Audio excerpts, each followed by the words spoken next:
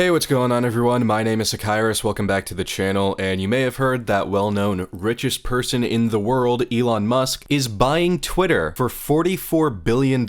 I'm pretty sure that this was just confirmed as of like an hour or so ago. It was kind of like on the edge and there was no like official confirmation, but I was like pretty sure it was happening, and then a little while ago it was like official, he's buying Twitter, this is a real thing. This isn't just a publicity stunt, which I'll get to in a minute, but this is real, this is happening. Elon Musk is buying Twitter for $44 billion, which, may I remind you, is a lot of money even for the richest person in the world. That's about a fifth of his entire net worth. Like, damn, dude. Wow, that's a lot of money. And look, okay, I'm gonna get to the point here. I'm gonna go a little bit against the grain on this one. There are a lot of really divided opinions on this, and I know a lot of people are like, oh, this is cool, this is a good thing. A lot of people are like, oh, this is bad. I'm a little divided. I think that there's some good things that could possibly come out of this, and I think that maybe Elon's doing this for a good reason, but I'm also just gonna say I'm not really entirely convinced that this is a good thing yet, and I'm kind of leaning a little bit more to the side of like, this could possibly really screw up Twitter permanently. Not in the terms of like the company's financial success, obviously. I'm not doubting that, you know, Elon Musk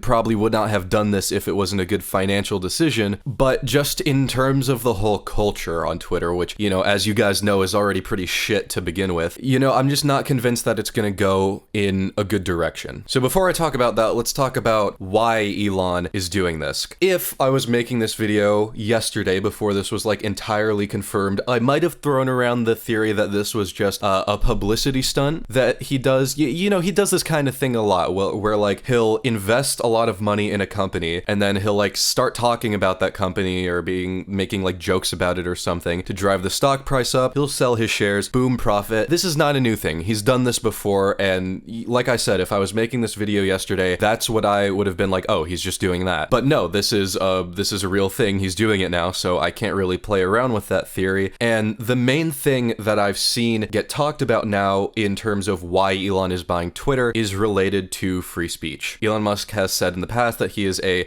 quote-unquote free speech absolutist, and you know, I'm not gonna lie, I feel like this is kind of solving a problem that didn't really exist in the first place. As you guys know, there's been a lot of controversy on Twitter and other social media platforms in the past year due to, you know, widespread misinformation about various topics, mostly related to US politics, the vaccines, COVID in general, blah, blah, blah, blah, blah, all that stuff. A lot of people have been banned from Twitter specifically for, you know, violating a lot of these new company policies about misinformation. Famously, Donald Trump got banned off of Twitter while he was still president, right after the January 6th riot, if I remember correctly. And there's also the whole thing on Instagram. Whenever you make a post about COVID, there's that little banner that says, you know, learn about blah, blah, blah, and misinformation, whatever, down here. It's just been kind of a shitstorm, to be honest. But I'm not gonna lie, these measures are there for a reason. As someone who basically does like maybe 40 to 50% of their research from Twitter and these other social media sites, combined with a little bit of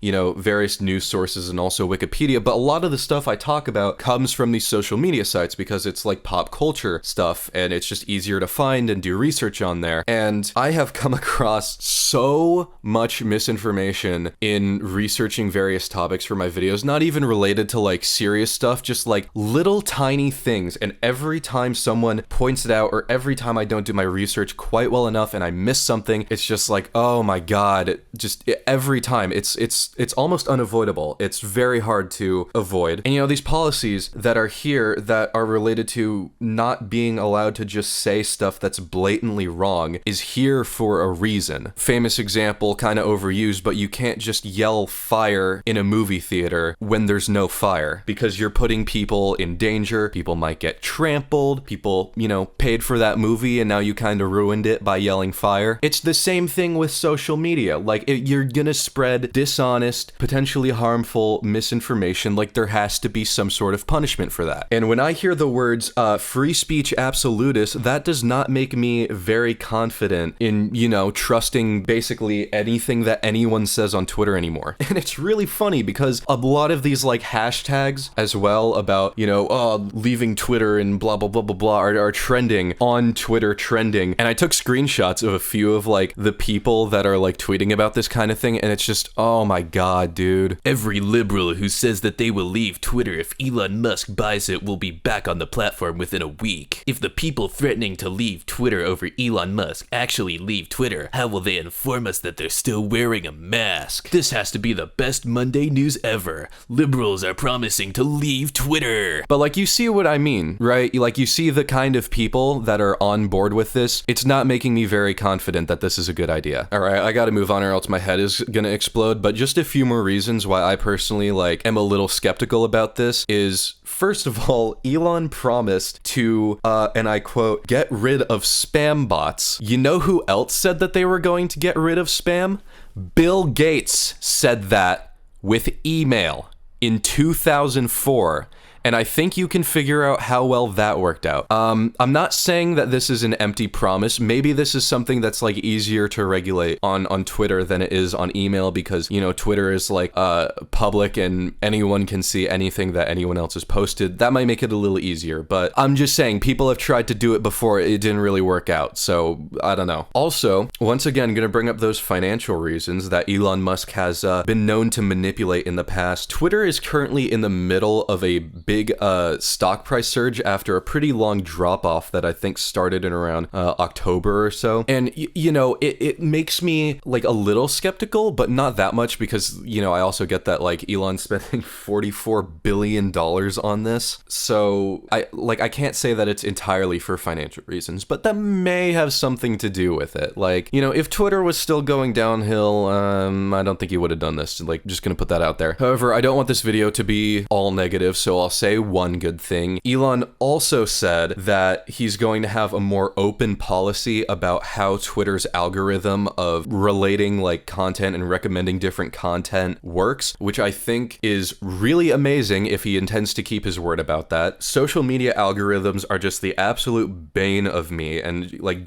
knowing how to figure them out and all that stuff. And, you know, Twitter is kind of known for like, it purposely shows you stuff that will piss you off to get you talking and to get like interaction up. And you know, it's a little sketch, not gonna lie. So I think being open about that is kind of cool. Once again, if he intends to keep his word about that. Oh shoot, I completely forgot to mention the private jet thing. Yeah, so another thing that makes me curious about Elon's whole free speech absolutism thing is didn't he try to get the Twitter account that was tracking his private jet censored? If he was a free speech absolutist, you'd think he would be a little more on board with that. And I get the whole thing that he was saying with, oh, you know, it's for security reasons and all that. Yeah, so is like banning people who are saying false information about pandemics and elections and stuff like that. Like, okay, sure, go have your double standards, I guess. I mean, it is the internet. Anyways, the deal is pretty private. Twitter, like, employees and spokespeople and stuff haven't really released a whole lot of information. Like I said, this was only officially confirmed like an hour or two ago as of me recording this, so it's kind of unclear how much influence Musk is going to have on this directly. I mean, you know, his attention is already split between like 3 or 4 other companies, including the biggest manufacturer of electric cars in the world and the biggest private space company in the world. So, you know, I'm not really sure how much time he's going to have to spend on the same platform that like dream stands use to like harass random people. But, you know, you do you, I guess. Okay, basically my point is that there's not a lot of public info. I don't know everything. I'm not like omniscient. I'm just saying it how it is right now as of me recording this, what I think about the whole thing, why it might be good, why it might be bad. You're free to do with this information whatever you want, okay? I'm not like God or anything. Anyways, that's pretty much it for the video. If you guys did like and want to see more of this, maybe an update or two, make sure to like and subscribe. Until next time, my name is Sakairis and I will see you all later. Goodbye.